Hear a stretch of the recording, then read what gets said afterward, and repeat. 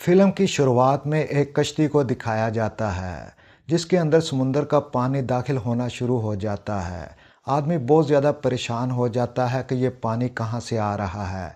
वो ये देखने के लिए कश्ती के बाहर आता है तो देखता है लोहे का एक बहुत बड़ा कंटेनर उसकी कश्ती से टकरा चुका होता है, जिसकी वजह से कश्ती में सुराख हो जाता है और समुंदर का पानी अंदर दाखिल होना शुरू हो जाता है। वो फ़ोन करने की कोशिश करता है मगर उसका फ़ोन ख़राब हो चुका होता है। और इसके बाद फ़िल्म में दिखाया जाता है कि वो आदमी सुराख को बंद करने की कोशिश करता है और कई घंटों की मुसलसल कोशिश के बाद बिल आखिर वो अपने मकसद में कामयाब हो जाता है। आदमी बहुत ज़्यादा खुश दिखाई देता है और इसके बाद फ़िल्म में दिखाया जाता है कि बहुत बड़ा समुद्री तूफ़ान आ जाता है। हवाएं तेज़ चलना शुरू हो जाती हैं और बारिश का पानी कश्ती के अंदर दाखिल होना शुरू हो जाता है और फिर से कश्ती का सुराख दोबारा खुल जाता है और समुंदर का पानी अंदर दाखिल हो जाता है। और इसके बाद दिखाया जाता है कि कश्ती उलट चुकी है और समुंदर के अंदर डूबना शुरू हो जाती है। आदमी ये देखकर बहुत ज़्यादा परेशान हो जाता है और समुंदर के अंदर छलांग लगाता है और कश्ती को सीधा करने की कोशिश करता है, मगर वो इस अपने मकसद में नाकाम हो जाता है क्योंकि कश्ती बहुत ज़्यादा वज़नी होती है।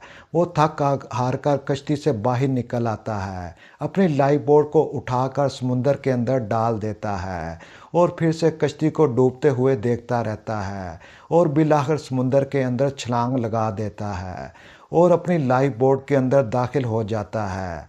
बारिश बहुत ज़्यादा तेज़ हो चुकी है। वो अपनी जान बचाने के लिए लाइफ बोट को चारों तरफ से बंद कर लेता है और इसके बाद दिखाया जाता है कि सुबह हो चुकी है और अपनी लाइफ बोट से बाहर निकल कर देखता है तो उसकी कश्ती समुंदर के अंदर डूब चुकी होती है।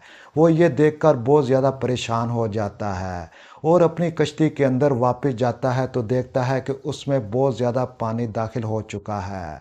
वो अपने खाने पीने की तमाम एशिया को उठाता है और अपने बैग के अंदर डाल लेता है और फिर से लाइफ बोट में वापस चला जाता है और इसके बाद वो दूर से ही अपनी लाइफ बोट में बैठकर अपनी कश्ती को डूबते हुए देखता रहता है। वो बहुत ज़्यादा परेशान हो जाता है, दिल बर्दाश्ता हो जाता है। वो समझ जाता है कि वो समुंदर के अंदर बहुत बुरी तरह फंस चुका है। इसी तरह वो समुंदर के अंदर 40 दिनों तक पड़ा रहता है। उसकी खाने पीने की तमाम एशिया ख़त्म हो जाती हैं और फिर से समुद्री तूफ़ान वापस आ जाता है। हवाएं तेज़ चलना शुरू हो जाती हैं। बारिश का पानी इसकी लाइफ बोट के अंदर दाखिल होना शुरू हो जाता है और फिर इस फिल्म में दिखाया जाता है कि इसकी लाइफ बोट डूबना शुरू हो जाती है। वो आदमी समुंदर के अंदर दाखिल होना शुरू हो जाता है और इसके बाद सुबह का मंजर दिखाया जाता है। वो लाइफ बोट मरम्मत कर रहा होता है क्योंकि तूफ़ान थम चुका होता है, बारिश रुक चुकी होती है। वो समुंदर के अंदर बेआसरो पड़ा रहता है। वो समझ जाता है कि अब उसकी ज़िंदगी ख़त्म होने वाली है। उसकी खाने पीने की एशिया तमाम ख़त्म हो चुकी होती हैं और फिर से उसको अचानक एक बहुत बड़ा बहरी जहाज़ दिखाई देता है। वो बहुत ज़्यादा खुश हो जाता है, आवाज़ें निकालना शुरू कर देता है, चीखा चलाना शुरू कर देता है। वो बार बार मदद के लिए पुकारता है मगर उसकी आवाज़ सुनने वाला कोई नहीं होता क्योंकि बहरी जहाज़ उससे बहुत ज़्यादा दूर होता है और आहिस्ता आहिस्ता वो इसके पास से होता हुआ आगे निकल जाता है। ये देखकर वो बहुत ज़्यादा परेशान हो जाता है। वो समझ चुका है कि अब इसको बचाने वाला कोई नहीं। दूसरी तरफ दिखाया जाता है कि बहुत ज़्यादा शार्क उसकी लाइफ बोट के नीचे जमा हो चुकी हैं।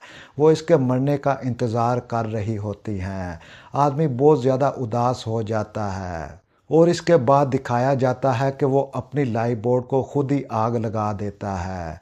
आग लगाने के बाद वो बहुत ज़्यादा उदास हो जाता है और समुंदर के अंदर छलांग लगा देता है। समुंदर के अंदर छलांग लगाने के बाद वो कुछ अर्सा तक अपनी लाइफ बोट को इसी तरह जलते हुए देखता रहता है। बिलाखिर वो हाथ पांव चलाना छोड़ देता है और आहिस्ता आहिस्ता समुंदर की गहराइयों में दाखिल होना शुरू हो जाता है और इस तरह इसकी ज़िंदगी का ख़ात्मा हो जाता है और फिल्म का इख्तिताम हो जाता है।